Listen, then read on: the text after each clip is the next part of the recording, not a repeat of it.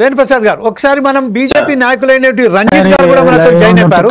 ఒకసారి రంజిత్ గారితో మాట్లాడిన ప్రయత్నిద్దాం. రంజిత్ గారు, ప్రస్తుతం ఏదైతే ఉన్నదో కేంద్రంలో ఉన్న ఏదైతే ప్రభుత్వం ఉన్నదో మీరు భూమి ఇవ్వండి మేము నిర్మించిస్తామని తన చేతులు దులుపుకున్నట్టున్నది.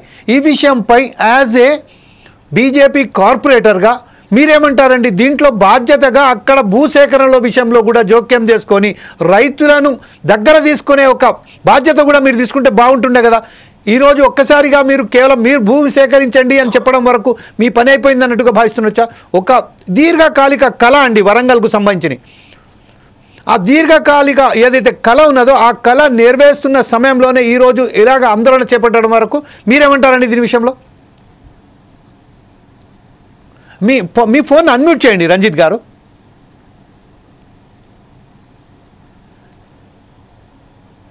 మీ ఆడియో మీ ఫోన్ అన్మ్యూట్ చేయండి. ఓకే. వాస్తవంగా అందరికీ నమస్కారం. వాస్తవంగా ల్యాండ్ అక్విజిషన్ చేయాల్సిన బాధ్యత రాష్ట్ర ప్రభుత్వం. ఎగ్జాక్ట్లీ. అయితే దీంట్లో మొత్తంలో 693 ఎకరాలు ఆల్రెడీ ఎయిర్పోర్ట్ లో ఉంది. ఎస్. 257 ఎకరాలు ఇప్పుడు ల్యాండ్ అక్విజిషన్ చేయాల్సిన ఉంది. దీంట్లో నక్కలపల్లికి సంబంధించిన 44 ఎకరాల 30 గుంటలు,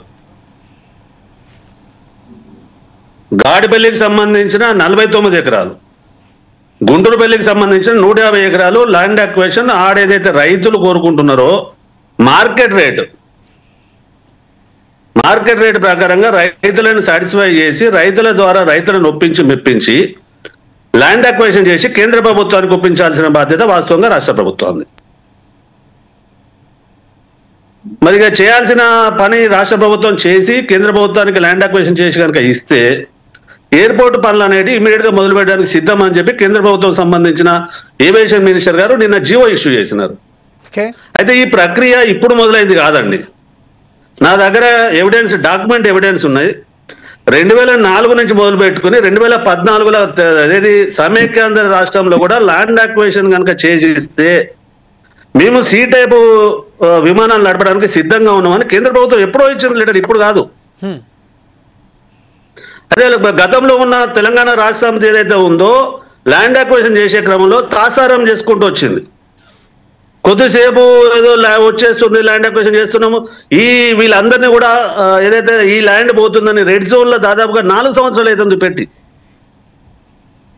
ఈ గాడిపల్లి, గుంటూరుపల్లి, నక్కలపల్లి ఏదైతే గ్రామాల్లో 257 ఎకరాలు 53 ఎకరాలు ఏదైతే ఉందో రెడ్ జోన్ పెట్టి వాళ్ళు ఎవరిని ఆ రైతులు ఎవరు కూడా పిల్ల పెళ్లి ఉన్నా ఇంట్లో ఏదైనా ప్రాబ్లం ఉన్నా అమ్ముకోకుండా రెడ్ జోన్ పెట్టింది దాదాపు 4 సంవత్సరాల క్రితం. వాళ్ళు వేరే వాళ్ళకి అమ్ముకోనియరు, వీళ్ళు కొనరు, వీళ్ళు ల్యాండ్ అక్విజిషన్ చేయరు. అట్లా తెలంగాణ రాష్ట్ర సమితి టైం పాస్ చేసి వెళ్ళిపోయింది. మరి ఇప్పుడు వచ్చిన కాంగ్రెస్ ప్రభుత్వం ఏదైతే ఉందో చిత్తశుద్ధితో కనుక ప్రయత్నం చేసి ఏదైతే రైతులు కోరుకుంటా ఉన్నారో మార్కెట్ రేటు, వాళ్ళేం గొంతమ్మ కోరికలు కోరతలేరు, మార్కెట్ రేట్ ఏదైతే ఉందో మార్కెట్ రేట్ ఇచ్చుకొని సెంట్రల్ గవర్నమెంట్కి ఇస్తే అయిపోతుంది కదా. ఓకే.